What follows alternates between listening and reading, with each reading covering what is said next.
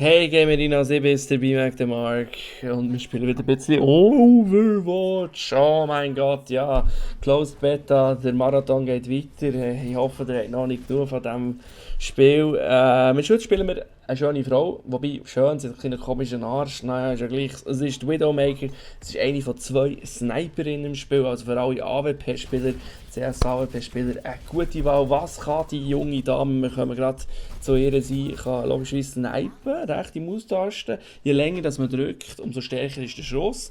Im Nahkampf auch nicht schlecht, sie hat noch so ein Maschinengewehr, das ist gerade integriert, in diesem Snipergewehr, wo ich keine Ahnung, was das für ein Ding ist, aber es kann es. Sie hat zwei Fähigkeiten, sie kann noch Minen am Boden tun. Und das ist super, wenn man die hinten dran tut und jetzt kommt der Gegner, schließt sich einen an, dann hört man das, macht ein Piu und es macht dem Gegner noch Schaden und sie kann sich noch ziehen wie der Tarzan.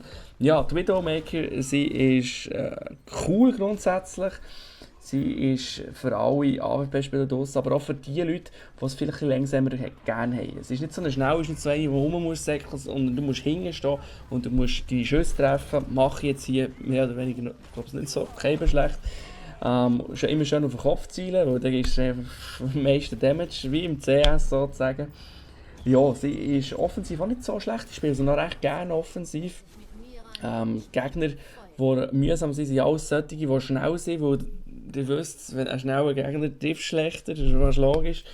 Und sie kann recht gefährlich sein, sie kann recht viel fürs Team machen, einfach im Bereich Schaden. Sie kann zum Beispiel, es ist auch eine gute Verteidigung, und wie gerade im Offensiven, wenn man einen Punkt einnimmt, auch gut, weil sie kann die Gegner halt auch recht auf Distanz haben.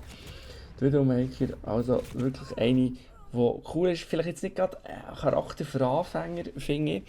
Vergleichen wir sie noch schnell mit dem anderen Sniper, der Hanzo. Der Hanzo hat einen Pfeilbogen, ist noch ein bisschen langsamer, hat dafür recht eine starke Ulti, wo man einen riesen Drachen macht, der ganz viel Schaden macht auf einen Punkt.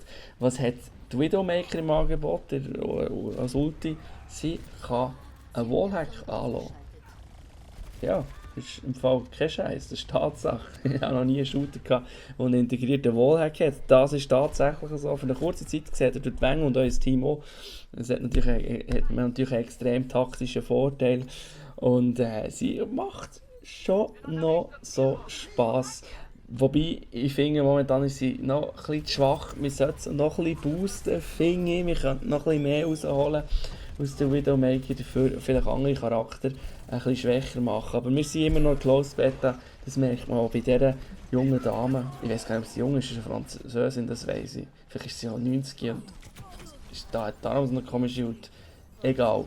Es nimmt mich wunder, was ihr zu den Widowmaker sagt. Ihr könnt oben rechts das Ding abonnieren, wenn ihr Freude habt, und wenn nicht, dann tut es mir leid.